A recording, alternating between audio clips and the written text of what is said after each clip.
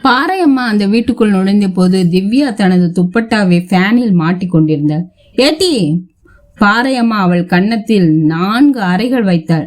திவ்யா தான் தேம்பி தேம்பி அழுதாள். எம்மா, நான் சாவணும், செத்தே தீரணும், நான் சாவணும்.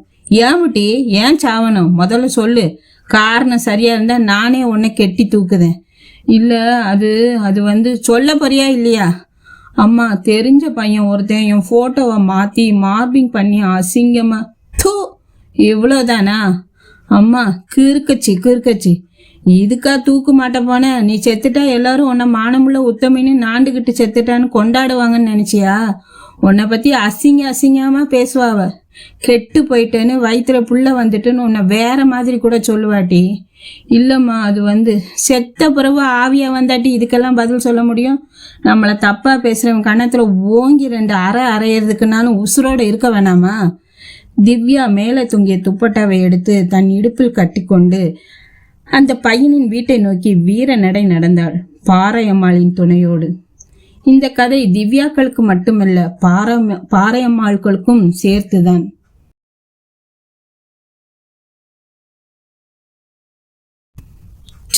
செருப்பு பிஞ்சு போச்சே. அமலதாஸ் நிமிர்ந்து பார்த்தபோது அவர் கண்ணுக்கு எதிர்த்தால் போல் ஒரு செருப்பு தைக்கும் கிழவர் உட்கார்ந்திருந்தார். இந்தாருங்க, பக்கத்துல தானே பேட்டா ஷோரூம். அவர் மனைவி செல்லம்மா சொன்னது காதிலேயே விழாத மாதிரி அவர் அந்த கிழவரிடம் நடந்து சென்றார். மனுஷனுக்கு நப்பித்தனம் போகுதா பாரு, அவள் தன் மனதுக்குள் திட்டிக் கொண்டாள். அண்ணாச்சி, ஒரு 10 நிமிஷத்துல தச்சு வச்சிருவேளா?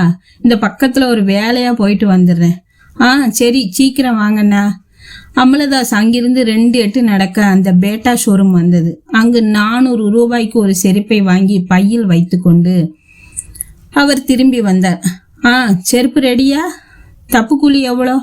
50 ரூபா. அமலதாஸ் பணத்தை கொடுத்து விட்டு தைக்கப்பட்ட செருப்பை வாங்கி மாட்டிக்கொண்டு நடக்க செல்லத்துக்கு அவரை பார்த்தாலே வேடிக்கையாக இருந்தது. அதான் புதுசா வாங்குதுன்னு ஆச்சுல்ல, பின்ன ஏன் இந்த பழச தச்சிய? போடட்டும், கிழவருக்கு ஒரு வேலையாச்சுல்ல. அது சரி, அப்படின்னா சும்மாவா ரூபா கொடுக்க வேண்டியதானே? பிச்சை எடுக்கிறதா இருந்தா அவர் எதுக்கு பஸ் ஸ்டாண்ட்ல கடையை போட்டுக்கிட்டு உட்கார்ந்துருக்காரு? இந்த வயசுல உழைக்கணும்னு நினைக்கிறதே பெருசு இல்ல, அதுக்கு என் மரியாதை இது. செல்லத்துக்கு அன்று அமலதாசின் மீது இருந்த மதிப்பு இரட்டித்தது. சாலையோரத்தில் வியாபாரம் நடத்தும் வயதானவர்களின் மீதும் கூட.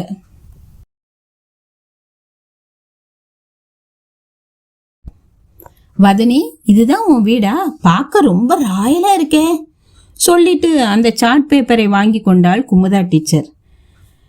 அந்த நகராட்சி பள்ளியின் மாணவர்களுக்காக ஒரு தன்னார்வ தொண்டு நிறுவனம் ஏற்பாடு செய்திருந்த ஓவிய போட்டி அது. மிஸ், என் டிராயிங் நிஜமாவே நல்லா இருக்கா? அதுதான் ஆர் மதிவதனி இல்லம், என்னோட வீடு. That's wonderful Vathani. பிள்ளைங்களா, எல்லாரும் வரைஞ்சி முடிச்சாச்சா? இப்போ ஒவ்வொருத்தராக ரெஜிஸ்டர் பண்ணிக்கோங்க. அப்போதான் ட்ரஸ்ட் அனுப்புகிற ப்ரைஸ் உங்களுக்கு வந்து சேரும். Come on fast. எல்லோரும் தங்கள் தகவல்களை கொடுத்து பதிந்து கொண்டார்கள். ஆர் மதிவதனி, உன்னோட டீட்டெயில் சொல்லு. What's your address? டீச்சர், எங்கள் வீடு தேவி தேட்டர் பக்கத்தில். டியர், இப்படியே அட்ரஸ் சொல்லுவாங்க? டோர் நம்பரை முதல்ல சொல்லு. அதான் மிஸ், தேட்டருக்கு கீழே ஒரு பாலம் இருக்கு. அங்க பிளாட்ஃபார்ம்ல கோணி பையால மறிச்சு சில வீடுங்க வச்சிருப்போம். அது 3வது வீடு தான் எங்க வீடு. இப்போது குமுதா டீச்சர் அந்த சாட் பேப்பரை பார்த்தாள். அதில் வரையப்பட்டிருந்த பிரம்மாண்டமான வீடு அவளை 1000 கேள்விகள் கேட்டது.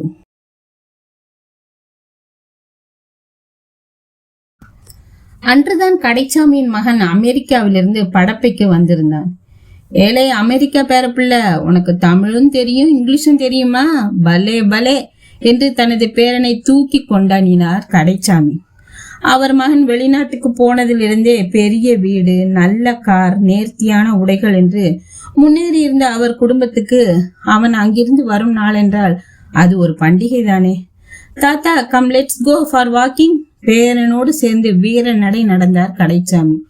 ஆனால் அந்த தெரு வந்ததும் தனிச்சையாகவே அவர் நடையின் வேகம் குறைந்து கழுத்து தொங்கியது. ஆனால் பேரன் வேகமாக முன்னால் ஓடிவிட்டான். Hey old man, where did you buy this German shepherd? அங்கு நாயோடு நின்றிருந்த பெரியவரிடம் கேட்டான் அவன். சுட்டி பயல, யாரு நீ? பிரமாதமா இங்கிலீஷ் பேசுற. நானும் பேசுவேன். What is your name? I am Amudhan, Amudhan Gandhi. Oh, இங்க வாயே. அவர் அவனை தூக்கி கொண்டார். அதே நேரத்தில் கடைச்சாமி அங்கு வர, உன் பேரனா இது? அந்த சிறுவனை பொத்தென்று கீழே இறக்கிவிட்டு முகத்தை கூணியபடி அந்த பெரியவர் தனது கையை உடையில் தேய்த்து கொள்ள, அந்த அரியா சிறுவன் கேட்டான், சுற்றுச்சா தாத்தா? Are you heard? அவர் குழம்பி போய் நின்றார். பின்னே சொல்லவா முடியும்? ஆம், சுட்டது உன் ஜாதி என்னை சுட்டது என்றுதான் தனியும் இந்த ஜாதி தீ.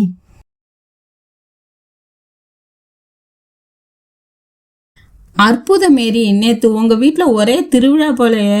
ஆமாலே, சாராய திருவிழா. அதுல ஹைலைட்டு அவ அப்பா ஆடின டான்ஸு. நிதுனும் கௌதமும் பேசிக்கொள்ள அற்புத மேரிக்கு சங்கோஜமாக இருந்தது. ச்சே, இந்த அப்பாவால என்னெல்லாம் பிரச்சனை. அவள் மனதுக்குள் புழுங்கியபடி தலை குனிந்து நடந்தாள். அந்த மாணவர்கள் அவளை பின்தொடர்ந்தார்கள். ஏலே, அவ அப்பாவுக்கு ஒழுங்கா வேட்டி கூட கட்ட தெரியாதோ? அதெல்லாம் நல்லா மடிப்பா கட்டுவாரு. ஆனா தண்ணி உள்ள போச்சுன்னா மனுஷனுக்கு ஒரு துணி இடுப்புல நிற்காது. அவளுக்கு கோபமாக வந்தது. மூச்சு வேகமானது. ஆனால் அவர்கள் அதை கவனியாது தங்கள் கிண்டல் கேலியை தொடர்ந்தார்கள். அற்புத மேரி, உனக்கு ரொம்ப தாம்புள்ள தைரியம். நேற்று நடந்த கூத்துக்கு இன்னைக்கு நீ வெளியே வரமாட்டேன்னு நினைச்சேன். நிதின் சொல்லவும் அவள் விருட்டென்று திரும்பினாள். ஏம்ல நான் வெளியே வரக்கூடாது? எங்க அப்பன் குடிச்சிட்டு கிடக்காருன்னா உங்க அப்பன் என்னல செய்யறாரு? சாரம் விற்கிறாரு, அப்படித்தானே? அவரு மாவன் நீ வெக்கமில்லாம நெஞ்சு நிமித்திக்கிட்டு திரியும் போது நான் ஏம்ல வெக்கப்பட்டு வீட்டுல கிடக்கணும்? வந்துட்டான் சட்டம்பி. அவன் வாயடத்தி போய் நின்றான்.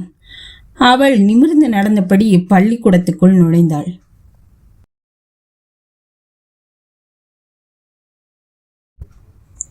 நானும் நீயும் மட்டும் மாறிட்டா எல்லாம் மாறிடுமா மீரா?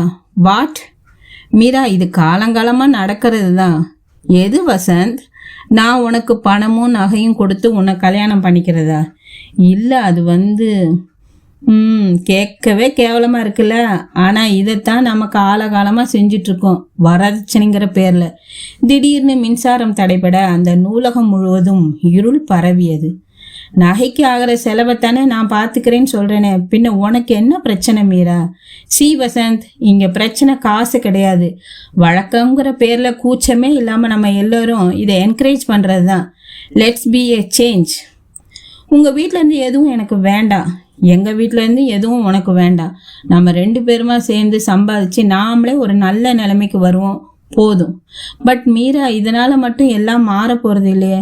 That's okay Vasanth. இப்போ பாரு, இந்த ரூம் மொத்தமும் இருட்டா இருக்கு. இங்கே வெளிச்சம் வரணும்னா கரண்ட்டு தான் திரும்பி வரணும்னு அவசியம் இல்லை. ஜஸ்ட் ஒரே ஒரு எமர்ஜென்சி லேம்ப் மட்டும் கூட போதும்ல. அதுவே இப்போதைக்கு போதுமான வெளிச்சத்தை கொடுத்துரும். ஆம் ஐ ரைட்? மீண்டும் மின்சாரம் வரவில்லை. ஆனால் ஒரே ஒரு எமர்ஜென்சி விளக்கு மட்டும் எரியூட்டப்பட்டு அந்த இடத்தில் இருந்த இருளை விளக்கியது. அவன் மனதில் இருந்த இருளையும் கூட. மாற்றங்களை பற்றி பேசிக்கொண்டே இருப்பதை விட மாற்றங்களாய் மாறுவது ஒரு சிறந்த தீர்வாகும்.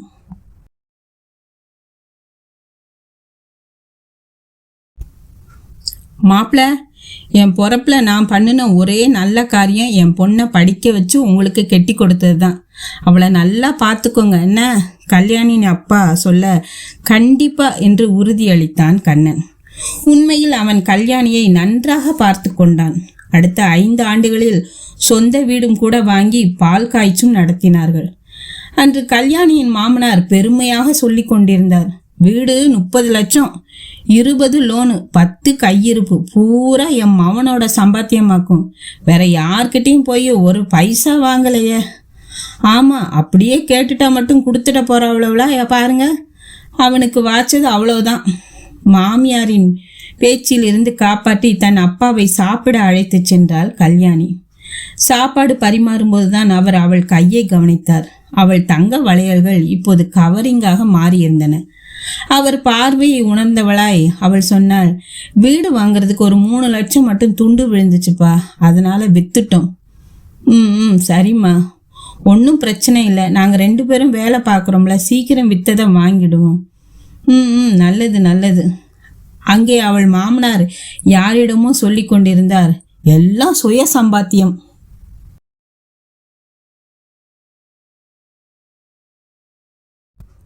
மீனுவுக்கு அந்த ராத்திரி தூக்கமே வரவில்லை. மீண்டும் மீண்டும் அந்த ஒரு வார்த்தை மட்டும் அவள் மண்டைக்குள் ஓடிக்கொண்டே இருந்தது. அட்ஜஸ்ட்மெண்ட். எவ்வளோ தைரியம் இருந்தால் அந்த ராஸ்கல் அப்படி கேட்டிருப்பான். என் ஃபேமிலி சிச்சுவேஷன் காரணம் காட்டி என்கிட்ட ச்சே. அவளுக்கு அருவருப்பாக இருந்தது. நகத்தை கடித்து கொண்டாள். இந்த கிருஷ்ணா வேற பிஸ்னஸ் பண்றேன் நாளை கடத்திட்டு இருக்கான். இப்போ அந்த ஆபீசரால இருக்கிற இந்த ஜாபும் போயிடுச்சுன்னா ஃபேமிலி எக்ஸ்பென்சஸ், மெடிக்கல் எக்ஸ்பென்சஸ் எல்லாத்தையும் நான் எப்படி ஹேண்டில் பண்ணுவேன்? அவளுக்குள் 1000 குழப்பங்கள் கொப்பளித்தன. இதயம் படபடவென்று அடித்து கொண்டது. பின் எதையோ யோசித்து ஒரு பெருமூச்சு விட்டவள் உறங்கி போனாள். அடுத்த நாள் அலுவலகத்தில் வெட்கமே இல்லாமல் அந்த மனித மிருகம் கேட்டது, மீனு, are you okay doing that? அதன் கண்ணோடு கண் பார்த்து மீனு சொன்னாள், நோ ராஜ், நான் வேலையை ரிசைன் பண்ண போறேன். ஆல்ரெடி அப்ளை பண்ணியாச்சு. அப்போ உன் family? That's my problem Raj, I will handle it. கைப்பையை மாட்டிவிட்டு தனது பொருட்களை எடுத்துக்கொண்டு கிளம்பி ஆபீஸின் நடுவில் சென்று நின்றாள். பின்னர் குரலை உயர்த்தி, ஹலோ டீம், எல்லாரும் கவனிங்க, நான் பேப்பர் போட்டிருக்கேன். ரீசன், என்னால் ராஜோட அட்ஜஸ்ட் பண்ண முடியல. புரியுதா? என்னால் ராஜோட அட்ஜஸ்ட்மெண்ட் பண்ணிக்க முடியல. எல்லோருடைய பார்வையும் அந்த மனித மிருகத்தின் மீது விழ அதன் முகம் குப்பென்று வேர்த்தது. மீனு நிமிர்ந்து நடந்தாள். பெரும்பாலான பாலியல் தொல்லைகளுக்கு காரணம் பாதிக்கப்பட்டவர்கள் வெளியே சொல்ல மாட்டார்கள் என்ற தைரியம்தான். முதலில் அந்த தைரியத்தை உடையுங்கள்.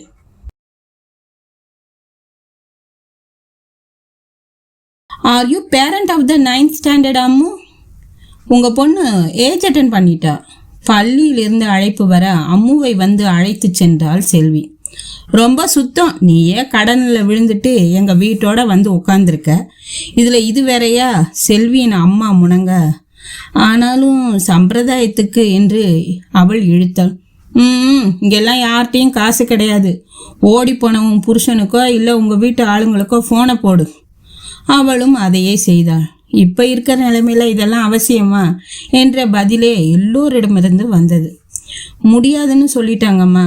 நாங்கள் தான் இழிச்சவா இல்லை, எல்லாத்தையும் எங்கள் தலையிலே வந்து கட்டு. இல்லைம்மா, நானே பார்த்துக்கிறேன். இந்தாரு, பக்கத்து வீட்டில் கடன் வாங்குற வேலையெல்லாம் வேணாம். மாட்டேன்மா. அவளிடம் 50 ரூபாயை மட்டும் வாங்கி கொண்டு செல்வி கடைக்கு சென்றார். 1 முழம் பூவும் 2 கருப்பட்டி சில்லுகளும் கொஞ்சம் மஞ்சளும் ஒரு நாப்கின் பாக்கெட்டும் வாங்கி வந்து அம்முவை புறவாசலுக்கு அழைத்து சென்றாள். கன்னத்தில் மஞ்சள் பூசி தலையில் தண்ணீர் ஊற்றி சில்லு கருப்பட்டியை சாப்பிட கொடுத்து மறுபடியும் அவளை பள்ளிக்கு அனுப்பி வைத்தாள். அன்றோடு இதுவரை அவள் பின்பற்றி வந்த அந்த சாஸ்திரங்கள், சம்பிரதாயங்கள், கட்டுக்கள் எல்லாம் பணத்தால் தீட்டுப்படுத்தப்பட்டு வறுமை என்னும் கடலில் கரைக்கப்பட்டன.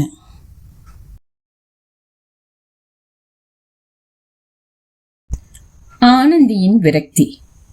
மேட் ஃபார் ஈச் அதர்னா அது அஞ்சனாவும் பாஸ்கரும் தான். எவ்வளோ ரொமான்டிக்காக இருக்காங்க. ஆனந்தி அந்த இன்ஸ்டாகிராம் பதிவை பார்த்து பெருமூச்சு விட்டாள். என்ன ஆனந்தி, இன்னைக்கு மீன் குழம்பா? வாசல்ல வரும்போதே வாசனை தூக்குது. சொல்லிக்கொண்டே வீட்டுக்குள் நுழைந்தான் வீரமணி. சாப்பாடு சாப்பாடு, இதை தவிர என்னதான் தெரியும் இந்த மனுஷனுக்கு? அன்பா 4 வார்த்தை பேசக்கூட தெரியாது. ஆனந்திக்கு எரிச்சலாக வந்தது. ஆனால் அதை வெளியே காட்டது அவனுக்கு சாப்பாடு பரிமாறினாள். இன்னும் கொஞ்சம் வைக்கவா? கொஞ்சம் மட்டும். அப்படியே நீயும் உட்காந்து சாப்பிட. இல்லைங்க, எனக்கு இப்போ வேண்டாம். பரிமாறும்போது அவளுக்கு வியர்த்து விறுவிறுத்தது. முகத்தை துடைத்து கொண்டாள். ச்சே, எவ்வளோ வெக்க. ஆனந்தியும் ரொம்ப சிரமப்படுறா போலே. எப்படியாவது எக்ஸ்ட்ரா டைம் பார்த்தாவது இந்த சம்மருக்கு ஒரு ஏசி வாங்கிடணும். வீரமணி தனது மனதுக்குள் நினைத்து கொண்டான். ஆனந்தி மறுபடியும் அந்த இன்ஸ்டாகிராம் பதிவை நினைத்து பார்த்துவிட்டு பெருமூச்சு விட்டாள். மேட் ஃபார் ஈச் அதர்னா இது அஞ்சனாவும் பாஸ்கரும் தான். எவ்வளோ ரொமான்டிக்காக இருந்தாங்க. நமக்கும் வந்து வாச்சிருக்கே. நிழல்களை ஆராதித்து நிஜங்களை நிராகரிக்காதீர்கள்.